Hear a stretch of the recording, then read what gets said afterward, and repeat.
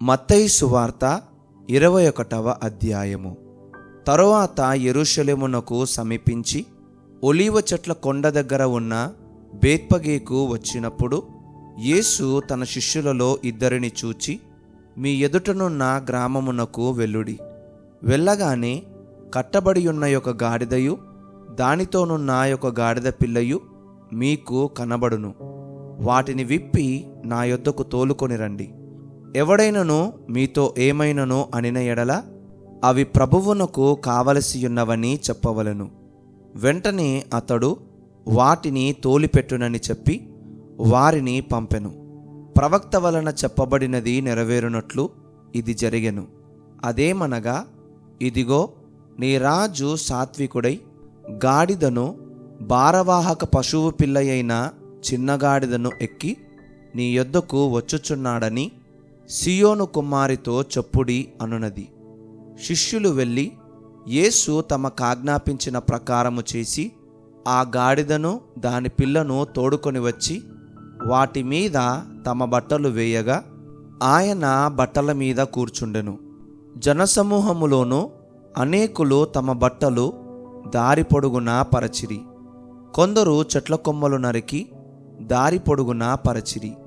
జనసమూహములలో ఆయనకు ముందు వెళ్ళుచుండిన వారును వెనుక వచ్చుచుండిన వారును, దావీదు కుమారునికి జయము, ప్రభువు పేరట వచ్చువాడు స్తుతింపబడునుగాక, సర్వోన్నతమైన స్థలములలో జయము అని కేకలు వేయుచుండిరి. ఆయన యెరూషలేములోనికి వచ్చినప్పుడు పట్టణమంతయు ఈయన ఎవరో అని కలవరపడెను. జనసమూహము ఈయన గలిలయలోని నజరేతు వాడగు ప్రవక్త అయిన యేసు అని చెప్పిరి. యేసు దేవాలయములో ప్రవేశించి క్రయ విక్రయములు చెయ్యువారినందరినీ వెళ్ళగొట్టి రూకలు మార్చువారి బలలను, గువ్వలమ్ము వారి పీటలను పడద్రోసి, నా మందిరము ప్రార్థన మందిరమనబడును అని వ్రాయబడి ఉన్నది. అయితే మీరు దానిని దొంగల గుహగా చేసెడివారనెను. గ్రుడ్డివారును కుంటివారును దేవాలయములో ఆయన యొద్దకు రాగా ఆయన వారిని స్వస్థపరచెను. కాగా ప్రధాన యాజకులను శాస్త్రులను ఆయన చేసిన వింతలను, దావీదు కుమారునికి జయము అని దేవాలయములో కేకలు వేయుచున్న చిన్నపిల్లలను చూచి కోపముతో మండిపడి, వీరు చెప్పుచున్నది వినుచున్నావా అని ఆయనను అడిగిరి. అందుకు యేసు, వినుచున్నాను. బాలుర యొక్కయు చంటిపిల్లల యొక్కయు నోట స్తోత్రము సిద్ధింపజేసితివి అను మాట మీరెన్నడూనూ చదవలేదా అని వారితో చెప్పి వారిని విడిచి పట్టణము నుండి బయలుదేరి బేతనియకు వెళ్ళి అక్కడ బస చేసెను. ఉదయమందు పట్టణమునకు మరలా వెళ్ళుచుండగా ఆయన ఆకలిగొనెను. అప్పుడు త్రోవ ప్రక్కను ఉన్న ఒక అంజూరపు చెట్టును చూచి దాని యొద్దకు రాగా దాని యందు ఆకులు తప్ప మరేమియో కనబడలేదు. గనుక దానిని చూచి, ఇక మీదట ఎన్నటికిని నీవు కాపు కాయకుందువుగాక అని చెప్పెను. తక్షణమే ఆ అంజూరపు చెట్టు ఎండిపోయెను. శిష్యులది చూచి ఆశ్చర్యపడి అంజూరపు చెట్టు ఎంత త్వరగా ఎండిపోయెనని చెప్పుకొనిరి. అందుకు యేసు, మీరు విశ్వాసము కలిగి సందేహపడకుండిన ఎడల ఈ అంజూరపు చెట్టునకు జరిగిన దానిని చేయుట మాత్రమే కాదు, ఈ కొండను చూచి నీవు ఎత్తబడి సముద్రములో పడవేయబడుదువుగాకని చెప్పిన ఎడల అలాగూ జరుగునని మీతో నిశ్చయముగా చెప్పుచున్నాను. మరియు మీరు ప్రార్థన చెయ్యునప్పుడు వేటిని అడుగుదురో అవి దొరకినవని నమ్మిన ఎడల మీరు వాటినన్నిటినీ పొందుదురని వారితో చెప్పెను. ఆయన దేవాలయంలోనికి వచ్చి బోధించుచుండగా ప్రధాన యాజకులను ప్రజల పెద్దలను ఆయన యొద్దకు వచ్చి, ఏ అధికారము వలన నీవు ఈ కార్యములు చేయుచున్నావు? ఈ అధికారం ఎవడు నీకిచ్చెనని అడుగగా యేసు, నేనును మిమ్మునొక మాట అడుగుదును. అది మీరు నాతో చెప్పిన ఎడల నేనును ఏ అధికారము వలన ఈ కార్యములు చేయుచున్నానో అది మీతో చెప్పుదును. యోహాను ఇచ్చిన బాప్తిస్మము ఎక్కడ నుండి కలిగినది? పరలోకము నుండి కలిగినదా, మనుష్యుల నుండి కలిగినదా అని వారిని అడిగెను. వారు, మనము పరలోకము నుండి అని చెప్పితిమా? ఆయన అలాగైతే మీరెందుకు అతని నమ్మలేదని మనలను అడుగును. మనుషుల వలననని చెప్పితిమా? జనులకు భయపడుచున్నాము. అందరూ యోహానును ప్రవక్త అని ఎంచుచున్నారని తమలో తాము ఆలోచించుకొని మాకు తెలియదని యేసునకు ఉత్తరమిచ్చిరి. అందుకాయన, ఏ అధికారము వలన ఈ కార్యములు నేను చేయుచున్నానో అదియు మీతో చెప్పను. మీకేమి తోచుచున్నది? ఒక మనుష్యునికి 2 కుమారులుండిరి. అతడు మొదటివాని యొద్దకు వచ్చి, కుమారుడా, నేడు పోయి ద్రాక్ష తోటలో పని చెయ్యమని చెప్పగా వాడు పోను అని ఉత్తరమిచ్చెను గాని పిమ్మట మనస్సు మార్చుకొని పోయెను. అతడు 2వ వాని యొద్దకు వచ్చి ఆ ప్రకారమే చెప్పగా వాడు, అయ్యా, పోదుననెను గాని పోలేదు. ఈ ఇద్దరిలో ఎవడు తండ్రి ఇష్టప్రకారము చేసిన వాడని వారిని అడిగెను. అందుకు వారు, మొదటివాడే అనిరి. యేసు, సుంకరులను వేశ్యలను మీకంటే ముందుగా దేవుని రాజ్యములో ప్రవేశించుదురని మీతో నిశ్చయముగా చెప్పుచున్నాను. యోహాను నీతి మార్గమున మీ యొద్దకు వచ్చెను, మీరతనిని నమ్మలేదు. అయితే సుంకరులను వేశ్యలను అతనిని నమ్మిరి. మీరు అది చూచియు అతనిని నమ్మునట్లు పశ్చాత్తాపపడకపోతిరి. మరి ఒక ఉపమానము వినుడి. ఇంటి యజమానుడొకడుండెను. అతడు ద్రాక్ష తోట నాటించి దాని చుట్టూ కంచె వేయించి అందులో ద్రాక్షల తొట్టి తొలిపించి గోపురము కట్టించి కాపులకు దాని గుత్తకిచ్చి దేశాంతరము పోయెను. పండ్ల కాలము సమీపించినప్పుడు పండ్లలో తన భాగము తీసుకొని వచ్చుటకు ఆ కాపుల యొద్దకు తన దాసులనంపగా ఆ కాపులు అతని దాసులను పట్టుకొని ఒకని కొట్టిరి, ఒకని చంపిరి, మరి ఒకని మీద రాళ్ళు రువ్విరి. మరలా అతడు మునుపటి కంటే ఎక్కువ మంది ఇతర దాసులను పంపగా వారు వీరిని ఆ ప్రకారమే చేసిరి. తుదకు నా కుమారుని సన్మానించెదరనుకొని తన కుమారుని వారి యొద్దకు పంపెను. అయినను ఆ కాపులు కుమారుని చూచి, ఇతడు వారసుడు, ఇతనిని చంపి ఇతని స్వాస్థ్యము తీసుకొందము రండని తమలో తాము చెప్పుకొని అతన్ని పట్టుకొని ద్రాక్షతోట వెలుపట పడవేసి చంపిరి. కాబట్టి ఆ ద్రాక్షతోట యజమానుడు వచ్చినప్పుడు ఆ కాపులనేమి చేయుననెను.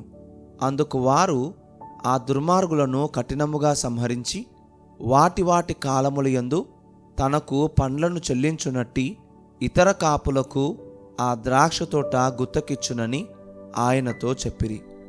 మరియు యేసు వారిని చూచి, ఇల్లు కట్టువారు నిషేధించిన రాయి మూలకు తలరాయి ఆయను.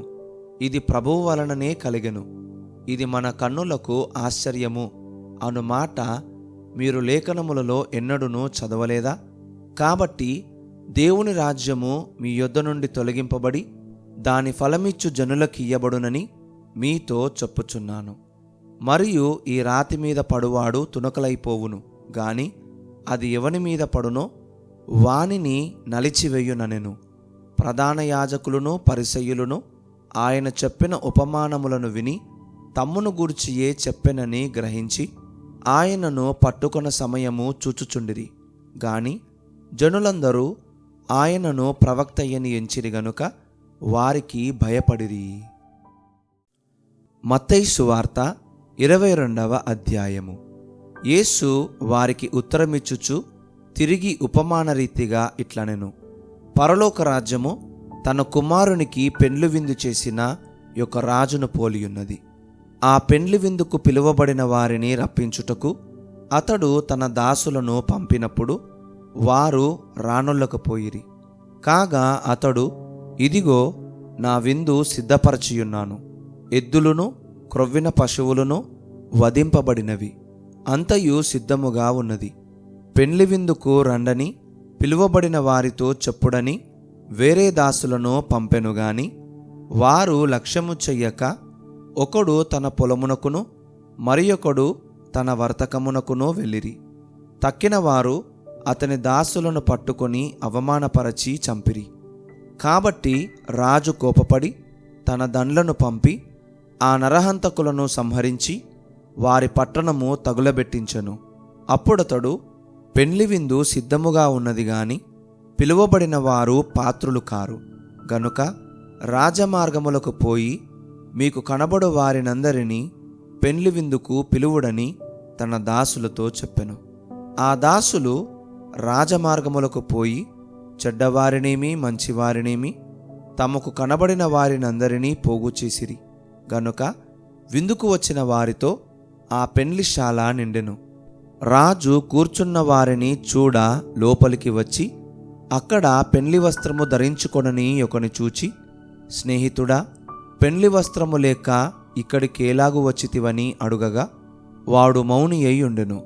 అంతటా రాజు, వీని కాళ్ళు చేతులు కట్టి వెలుపటి చీకటిలోనికి త్రోసివేయుడి, అక్కడ ఏడుపును పండ్లు కొరుకుటయు ఉండునని పరిచారకులతో చెప్పెను. కాగా పిలువబడిన వారు అనేకులు, ఏర్పరచబడిన వారు కొందరే అని చెప్పెను. అప్పుడు పరిసయ్యులు వెళ్ళి మాటలలో ఆయనను చిక్కుపరచవలనని ఆలోచన చేయుచు, బోధకుడా, నీవు సత్యవంతుడవయ్యుండి దేవుని మార్గము సత్యముగా బోధించుచున్నావనియు, నీవు ఎవరిని లక్ష్యపెట్టవనియు మోమాటము లేనివాడవనియు ఎరుగుదుము. నీకేమి తోచుచున్నది? కైసరుకు పన్నిచ్చుట న్యాయమా కాదా? మాతో చెప్పుమని అడుగుటకు హేరోదీయులతో కూడా తమ శిష్యులను ఆయన యొద్దకు పంపిరి. యేసు వారి చెడుతనమెరిగి, వేషధారులారా, నన్నెందుకు శోధించుచున్నారు? పన్నురూక ఒకటి నాకు చూపుడని వారితో చెప్పగా వారాయన యొద్దకు ఒక దేనారము తెచ్చిరి. అప్పుడాయన, ఈ రూపమును పైవ్రాతయు ఎవరివని వారినడుగగా వారు కైసరువనిరి. అందుకాయన, అలాగైతే కైసరువి కైసరునకును, దేవునివి దేవునికిని చెల్లించుడని వారితో చెప్పెను. వారి మాట విని ఆశ్చర్యపడి ఆయనను విడిచి వెళ్ళిపోయిరి. పునరుత్థానము లేదని చెప్పెడి సద్దుకయులు ఆ దినమున ఆయన యొద్దకు వచ్చి, బోధకుడా, ఒకడు పిల్లలు లేక చనిపోయిన ఎడల అతని సహోదరుడు అతని భార్యను పెళ్లి చేసుకొని తన సహోదరునికి సంతానము కలుగజేయవలనని మోషే చెప్పెను. కాబట్టి 7 సహోదరులుండిరి. మొదటివాడు పెళ్లి చేసుకుని చనిపోయెను. అతనికి సంతానము లేనందున అతని సహోదరుడు అతని భార్యను తీసుకొనెను. 2వ వాడును 3వ వాడును 7వ వాని వరకు అందరూను అలాగే జరిగించి చనిపోయిరి. అందరి వెనుక ఆ స్త్రీయు చనిపోయెను. పునరుత్థానమందు ఈ 7 ఆమె ఎవనికి భార్యగా ఉండును? ఆమె వీరందరికీ భార్యగా ఉండెను గదా అని ఆయనను అడిగిరి. అందుకు యేసు, లేఖనములను గాని దేవుని శక్తిని గాని ఎరుగక మీరు పొరబడుచున్నారు. పునరుత్థానమందు ఎవరును పెళ్లి చేసుకొనరు, పెళ్లికియ్యబడరు. వారు పరలోకమందున్న దూతల వలె ఉందురు. మృతుల పునరుత్థానమును గూర్చి నేను అబ్రహాము దేవుడను, ఇస్సాకు దేవుడను, యాకోబు దేవుడనై ఉన్నానని దేవుడు మీతో చెప్పిన మాట మీరు చదవలేదా? ఆయన సజీవులకే దేవుడు గాని మృతులకు దేవుడు కాడని వారితో చెప్పెను. జనులది విని ఆయన బోధకు ఆశ్చర్యపడిరి. ఆయన సద్దూకయుల నోరు మూయించెనని పరిసయ్యులు విని కూడివచ్చిరి. వారిలో ఒక ధర్మశాస్త్రోపదేశకుడు ఆయనను శోధించుచు, బోధకుడా, ధర్మశాస్త్రములో ముఖ్యమైన ఆజ్ఞ ఏదని అడిగెను. అందుకాయన, నీ పూర్ణ హృదయముతోనూ నీ పూర్ణాత్మతోనూ నీ పూర్ణ మనస్సుతోనూ నీ దేవుడైన ప్రభువును ప్రేమింపవలననున్నదియే. ఇది ముఖ్యమైనదియు మొదటిదియునైన ఆజ్ఞ. నిన్ను వలె నీ పొరుగువాని ప్రేమింపవలనను 2వ ఆజ్ఞయు దాని వంటిదే. ఈ 2 ఆజ్ఞలు ధర్మశాస్త్రమంతటికిని ప్రవక్తలకును ఆధారమయ్యున్నవని అతనితో చెప్పెను. ఒకప్పుడు పరిసయ్యులు కూడియుండగా యేసు వారిని చూచి, క్రీస్తును గూర్చి మీకేమి తోచుచున్నది? ఆయన ఎవని కుమారుడని అడిగెను. వారు, ఆయన దావీదు కుమారుడని చెప్పిరి. అందుకాయన, అలాగైతే నేను నీ శత్రువులను నీ పాదముల క్రింద ఉంచు వరకు నీవు నా కుడి పార్శ్వమున కూర్చుండమని ప్రభువు నా ప్రభువుతో చెప్పెను అని దావీదు ఆయనను ప్రభువని ఆత్మ వలన ఏల చెప్పుచున్నాడు? దావీదు ఆయనను ప్రభువని చెప్పిన ఎడల ఆయన ఏలాగు అతనికి కుమారుడగునని వారినడుగగా ఎవడునూ మారుమాట చెప్పలేకపోయెను. మరియు ఆ దినము నుండి ఎవడునూ ఆయనను ఒక ప్రశ్నయు అడుగ తెగింపలేదు.